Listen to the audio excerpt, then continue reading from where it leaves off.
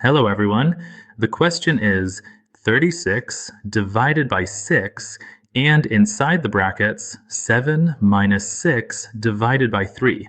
So first we'll solve the bracket, and even inside the bracket we'll start with the division. Divide first. And division means 6 divided by 3. That'll be 2. Then inside the bracket, 7 minus 2 is left, so 7 minus 2 is 5 inside the bracket. Now let's write this.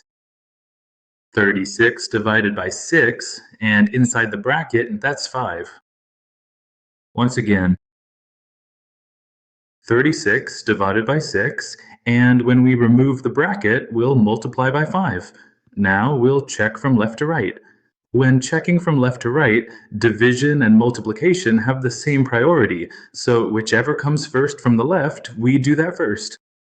We'll give that the first priority. Since division comes first, division gets the first priority, and multiplication gets the second priority. Got it? 36 divided by 6 times 5. 6 into 36 goes 6 times, so that's 1. Now, 6 times 5 equals 30. This is the correct answer.